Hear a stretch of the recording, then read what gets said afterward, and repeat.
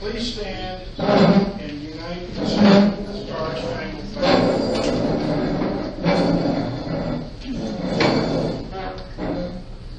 We're waiting for Ray's got to come.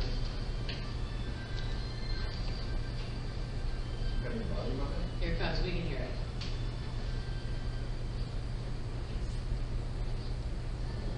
Say, can you see by the dawn's early light what so proudly we hailed at the twilight's last gleaming, whose broad stripes and bright stars through the perilous night o'er the ramparts we watched were so gallantly streaming, and the rocket's red glare held bursting in air, gave proof through the night that our flag was still there. Oh, say does that star-spangled banner yet wave o'er the land of the free and the home of the brave?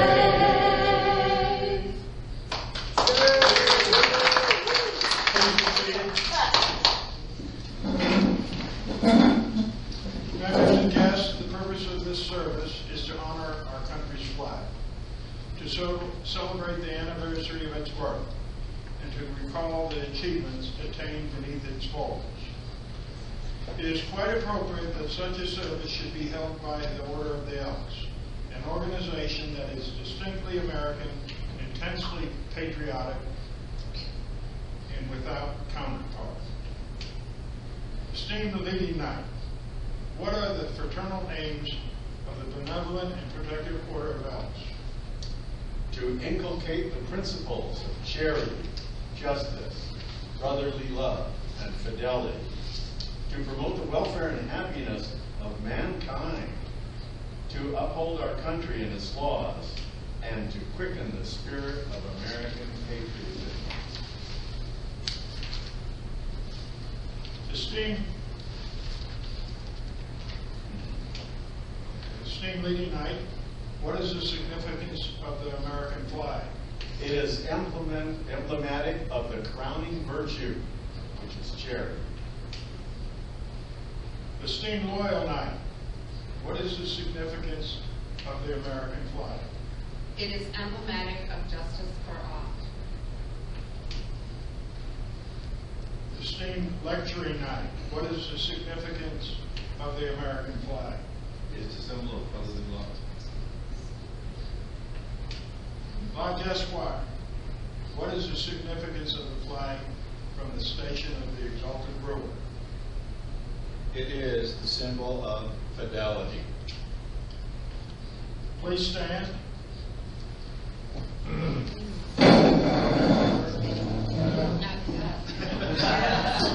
Please sit. Charity, justice, brotherly love, and fidelity are the cardinal principles of our order, and they are exemplified in all our services. By them we teach love of country and of our countrymen, and loyalty to our American way of life. To be an elk is to be an American citizen who lives for their country and is ready to die for it. Please stand. This chaplain will lead us in prayer. Almighty God, in this hour of patriotic observance of the birthday of the American flag, we ask you to bless our flag and the people of these United States. For all that our flag represents, both at home and abroad, we thank thee, and through all our history as a nation, it has been an ensign of freedom, liberty, and opportunity. And through the years to come, may this flag wave as the banner of liberty, freedom, and enlightenment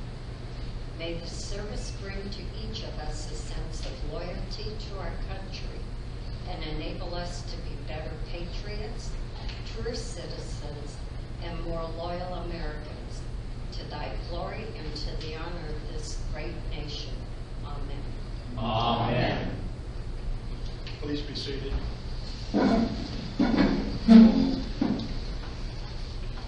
That we may better understand the meaning of our flag, I call upon Sister Gail Edwards for the history of the flag. Come on in. Thank you for coming. Heraldry is as old as the human race. The carrying of banners has been a custom among all people in all ages.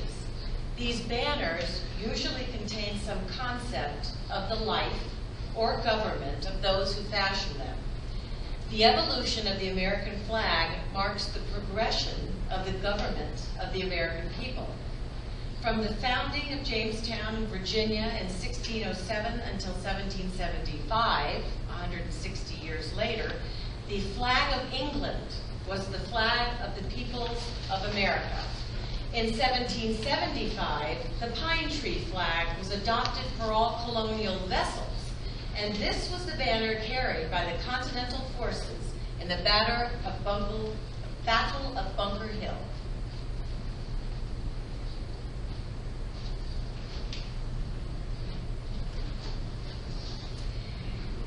And now the southern colonies from 1776 to 77 used the snake flag.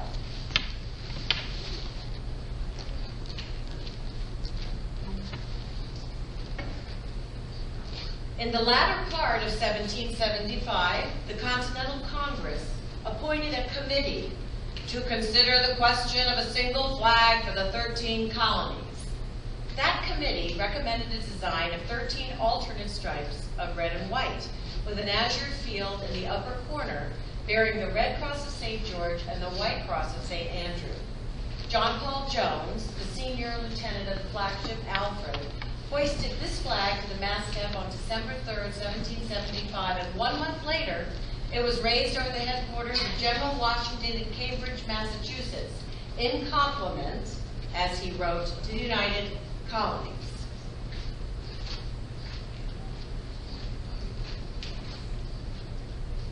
This flag, called the Continental Colors as well as the Grand Union, was never carried in the field by the Continental Land Forces, but was used by the Navy as its exclusive ensign, and was the first American flag to receive the Salute of Honor, a salute of 11 guns at the Fort of Orange in the Dutch West Indies. In response to a general demand for a banner more representative of our country, the Congress on June 14, 1777 provided that the flag of the United States be 13 stripes of alternating red and white, and that the Union be 13 stars, white on a blue field, representing a new constellation. It is generally believed that in June of 1776, a committee consisting of George Washington, Robert Morris, and George Morris commissioned Betsy Ross, a Philadelphia Quakeress, to make a flag from a rough design they had left with her. It is said that she suggested that the star should have 5 points instead of 6. This starry banner was first flown at Fort Stanwix, Fort Schuyler at the time, near the city of Rome, New York, on August 3rd, 1777, and was under fire 3 days later at the Battle of Oriskany during a British and Indian attack. The first official salute to the Stars and Stripes was given on February 14, 1778, by France on the French coast, when the Ranger, a Continental Navy ship, under command of John Paul Jones, was saluted by the French fleet. This flag was made by the young women of Portsmouth, New Hampshire, from stripes of their best colored silk dresses and the white wedding gown of a recent bride.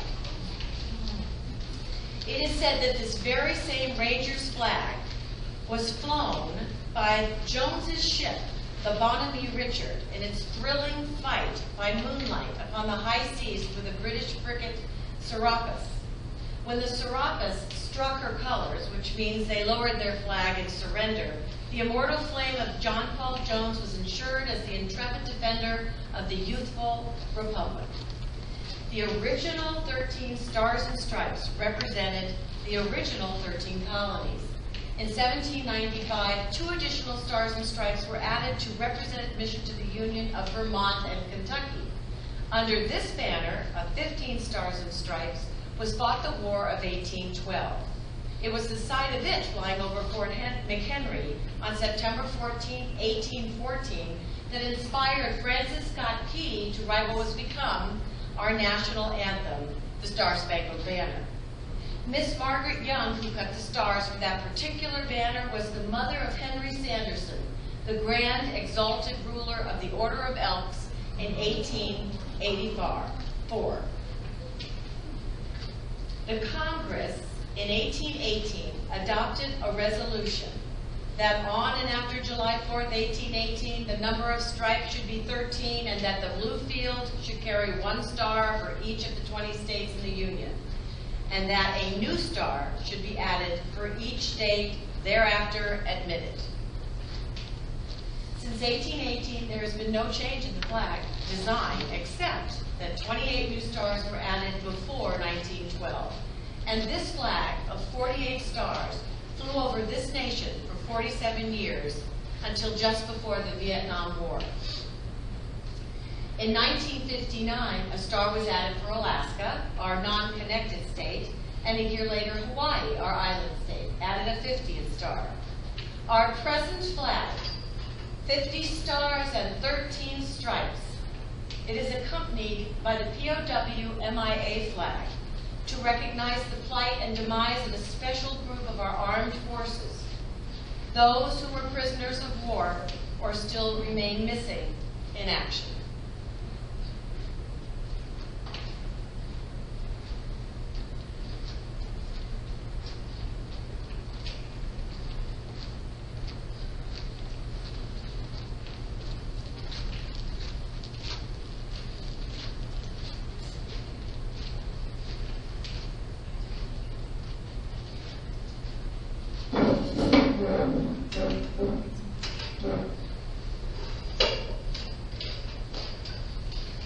At this time, I'd like to introduce the color guard, coincident PER. Benedict open door. Please stand and salute our flag.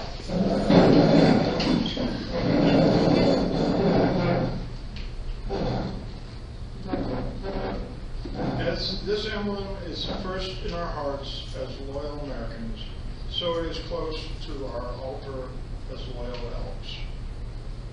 The gentle breezes with lingering caress kiss the folds of no flag which can compare with it in beauty. There is no such red in budding rose, in falling leaf or sparkling wine. No such white in April blossom, in crescent moon or mountain snow. No such blue in woman's eyes, in ocean's depth or heaven's dove. And no such pageantry of clustering stars and streaming light in all the spectrum of the sea and sky. Please be seated.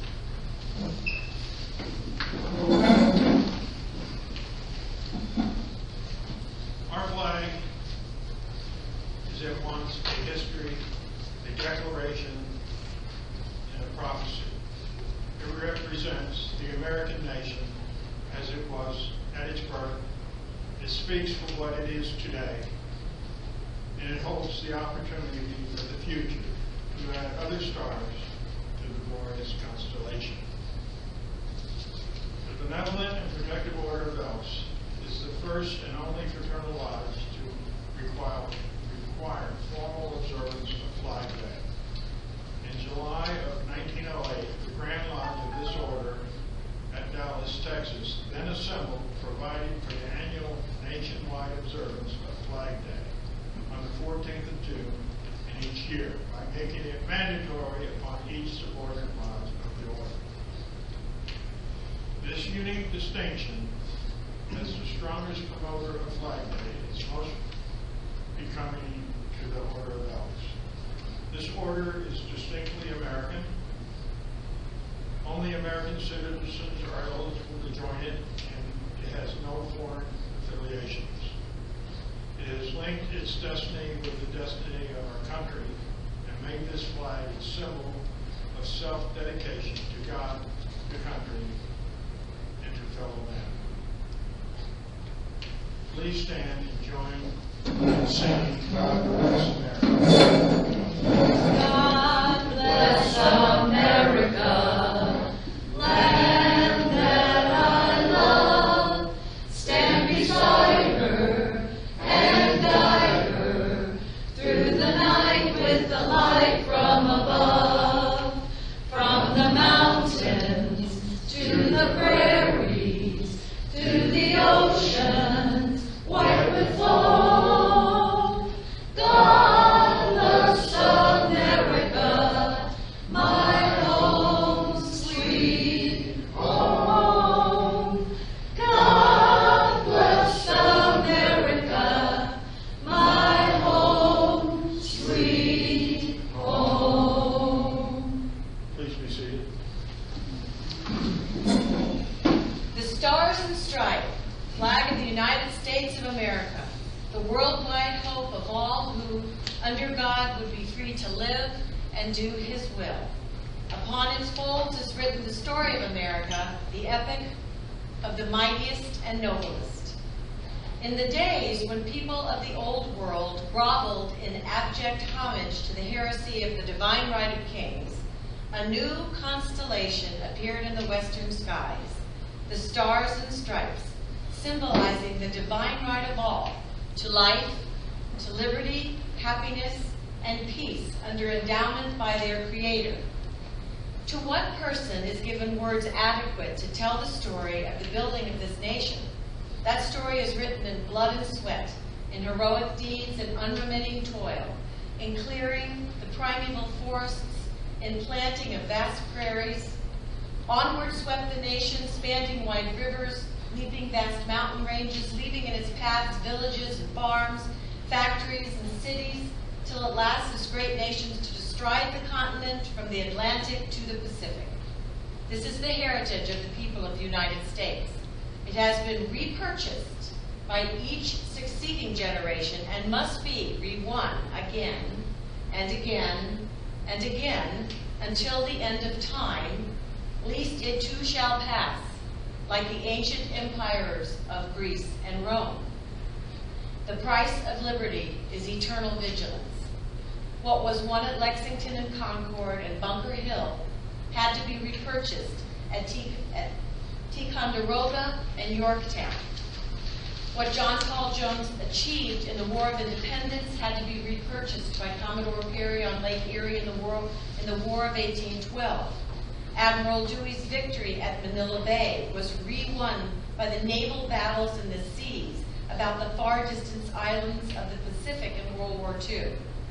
What our troops achieved under the Stars and Stripes at Chateau Thierry and Flanders in World War I, their sons repurchased in World War II in the bloody trek across northern Africa, on the beachheads of Europe, and in the Battle of the Bulge.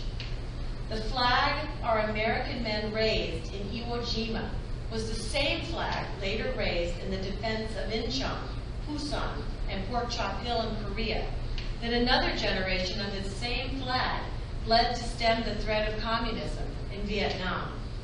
Our young people were again called to carry the flag in the actions of Grenada and Panama. Willingly, our brave men and women carried our flag in the honor of the American people into battle in Operation Desert Storm. And who among us will ever forget the sight of firefighters raising our flag over the ruins of the World Trade Center, the military personnel draping our flag on the side of the Pentagon, or the citizens of Somerset County, Pennsylvania, placing our flag near the site where the brave Americans died fighting the hijackers of Flight 93. No other symbol could have offered such comfort. Today, American armed forces carry the flag in the villages of Iraq, the mountains of Afghanistan, and the jungles of the Philippines. This threat to our nation and our way of life is certainly as great a challenge as our flag has ever seen. The resurgence of patriotism since September 11th has rekindled respect for our flag. Today we see the Star-Spangled Banner on homes, businesses, automobiles, and billboards. Such displays remind us of the sacrifices being made by the men and women of our armed forces around the world, and they are a tribute to the heroes of the police and fire departments the nation over.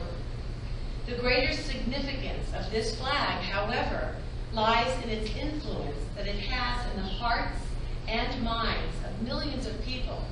It has waved over the unparalleled progress of this nation in developing democratic institutions, scientific and technological knowledge, education, and culture. It has served as a beacon for millions of poor and oppressed refugees abroad, and it stands as a promise that the underprivileged will not be forgotten. What is the meaning of the flag of the United States? There are people in this world who see it as a symbol of imperialism. Others see it as a destiny of the people. This was resolved by Woodrow Wilson when he said, "This flag, which we honor and under which we serve, is the emblem of our unity, our power, our thought and shape of this nation. It has no other character than that which we give it from generation to generation. The choices are ours. Only true love of our fellow man can create peace. The emblem and token of that love is the stars and stripes, the symbol of the American way of life." Our fathers, God, to thee, author of liberty, to thee we sing. Long may our land be bright with freedom's holy light. Protect us by thy might, great God, our King. Well, just what? How should we further honor our flag? The flag is normally honored by the Pledge of Allegiance. This pledge was written in 1892 by Francis Bellamy and published in the Youth's Companion as part of a patriotic campaign of that magazine. The pledge did not become part of the flag code until 1942, and in 1954 the phrase "under God" was added. Let us all stand and pledge ourselves never to forget the principles. I pledge allegiance to the flag of the United States of America and to the republic for which it stands, one nation, under God, indivisible, with liberty and justice for all. In conclusion of this please be seated. In conclusion of this observance of Flag Day, let us rededicate ourselves to the flag of the United States of America. And may the principles of charity, justice, brotherly love, and fidelity ever increase in each of us. I now declare this service closed. Thank you.